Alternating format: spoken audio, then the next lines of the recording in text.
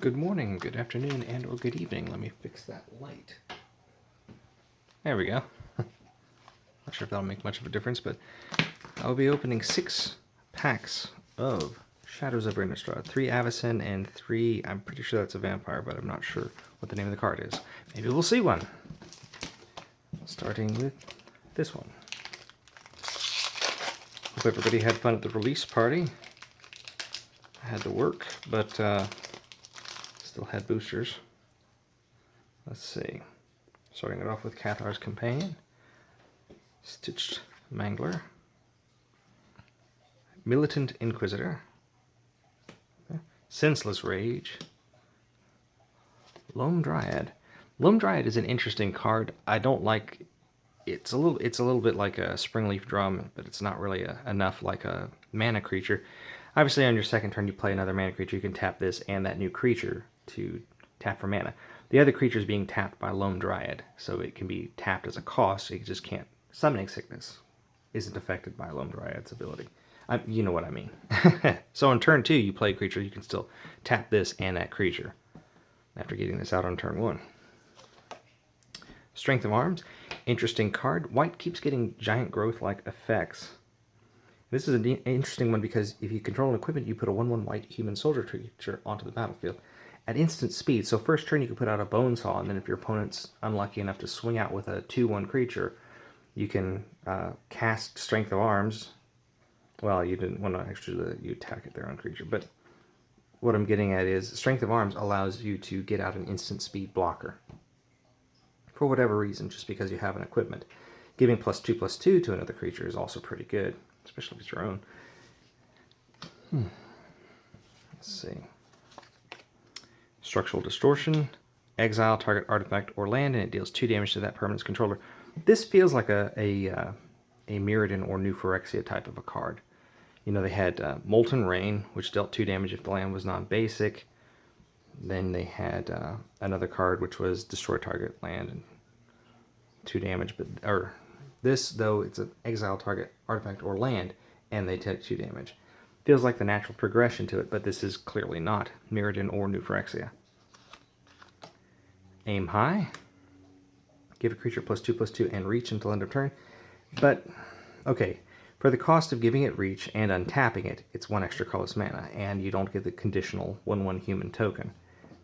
I don't know if it's really as worthwhile. I don't understand why they're giving every other color giant growth than green. I mean, black actually has a +3/+1 lifelink for 1/1 black. Makes you wonder. Shamble Back. Veteran Cathar. I'm not sure how to pronounce that. Drunau. Corpse Trawler. 1/1 for 4. When it enters the battlefield, put a 2/2 black zombie creature token onto the battlefield, and you can give target zombie death touch until end of turn. Interesting. Blue having this ability that they just put out multiple creatures, and interesting that for 4 mana you still get you get 3 power and 3 toughness, just it's distributed differently. Skeleton Key. Equipped creature has Skulk. Decent. Nice evasion card. And when it deals combat damage to a player, you can draw a card. If you do, you discard a card. So can enable madness effects. Decent card. Not sure why there's a little notch in it right there in the middle of the card. Must be from a printing something when it was packaged. This was the card above it. Is there something on the back of it? No? Huh. We'll put artifacts over here. And our rare card is Drownyard Temple.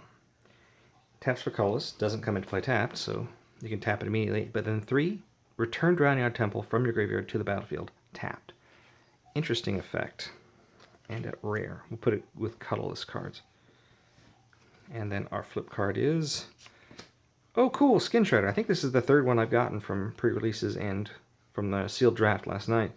1 red mana. The enchanted creature attacks each turn if able, and when the enchanted creature dies, you return Skin Invasion to the battlefield transformed under your control. So what happens is, their creature dies, this goes to the graveyard. Their creature dies as well, and this triggers coming back as a 3/4 creature for 1 red mana. Not bad. Also, you're forcing a creature to attack. You can put it on your own creature, knowing that it's going to die. If it's got a sacrifice effect, like the Neonate, the new one. It's a decent card. I really like it. Kind of reminds me... I thought that was going to be a Lycid, to be honest. But it kind of reminds me of a what's the word I'm looking for? Oh, the Tingler from old black and white horror films. Flip card, and our token is a 2/2 zombie token. Works with the trawler. Guess we'll put those here. We'll have multicolor cards right there.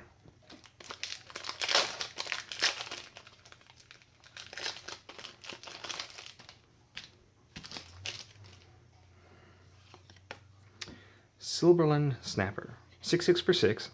It can't attack unless you cast a non-creature spell. Prowess type of effect. It can still block, so that's not too bad. Not too bad in limited, honestly. Get out multiples of them and then you can swing out. Okay, Militant Inquisitor gets +1/+0 for each equipment you control, so if you play Bonesaw, it's already getting +1/+0, and then you equip it, it's getting another +1/+0. Decent card. Probably see a lot of play in Pauper. Stormrider Spirit. 5 mana for 3/3, flash flying. Seagraph Scab. Root Out, destroy target artifact or enchantment for 3 mana, sorcery, and you can investigate. Interesting card. Rotten Heart Ghoul. 2/4 for 4. When it dies, target player discards a card. You would choose your opponent unless you knew they had madness, and if you have madness, you choose yourself. Make yourself discard a card to get the madness effect. Reduced to ashes. Really, really nice removal card in limited. And it helps kind of stop delirium. Rabid Bite.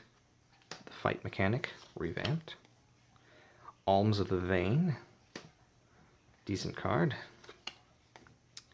Obsessive Skinner. Pumps up very nicely, especially with delirium. It just keeps getting bigger and bigger because it's each opponent's upkeep. Ravenous Bloodseeker, 1/3 for 2. Discard a card and it gets +2/+1, making it into a 3/1 instead. Not too bad. And let's see. Woodland Stream. Although it says blue and green, it's actually a colorless card. Its color identity is blue and green. Our rare card is Devil's Playground. 6 mana, sorcery. Put 4 1/1 red devil creature tokens onto the battlefield. They have, when this creature dies, it deals 1 damage to target creature or player. I actually like this card. I like the mechanic of the devil tokens. They're little goblin artisanist effects.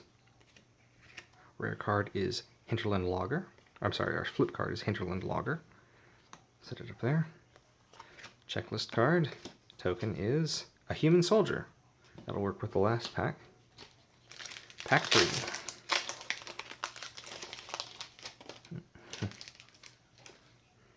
Vessel of Paramnesia. Cantrip effect. Mill effect. Chaplain's Blessing, gaining 5 life. At the very least, it's getting you closer to delirium, slowing your opponent down. It's not that bad of a card. And it can pump up the different effects that get an ability for prowess, trigger, or the one hound in this set. Niblis of Dusk. 2/1 flying prowess, trigger. There you go. Lum Dryad.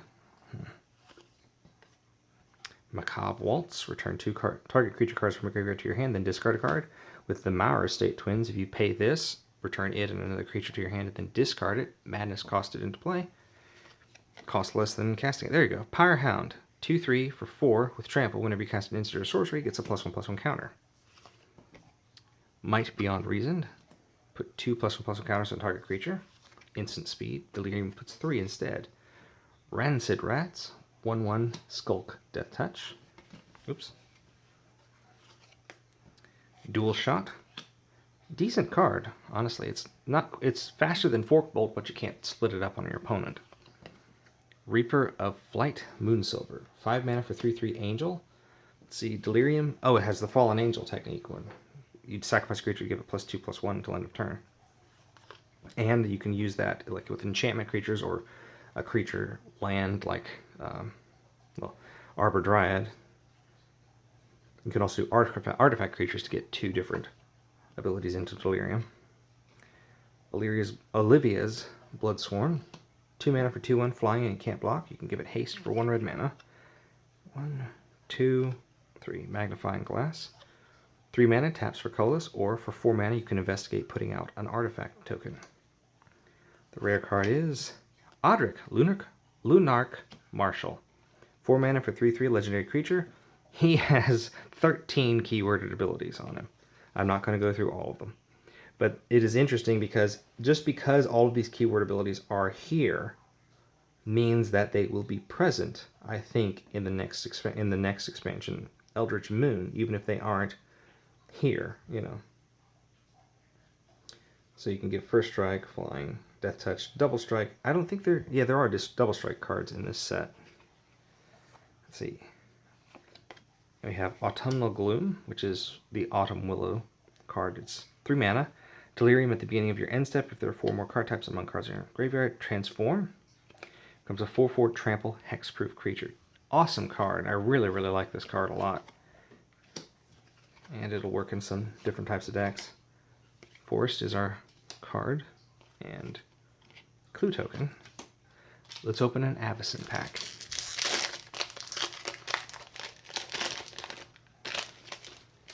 Alright, first card is Stern Constable. Press for answers. Tap target creature and it doesn't untap. Sorcery speed. Investigate. Dauntless Cathar. 3 mana for 3/2. You can exile it from your graveyard to put a 1/1 white spirit token into play. Magmatic Chasm. Decent card. I really like its effect. Basically making your creatures unblockable if your opponent has no flyers. Murderous Compulsion. Nice removal card.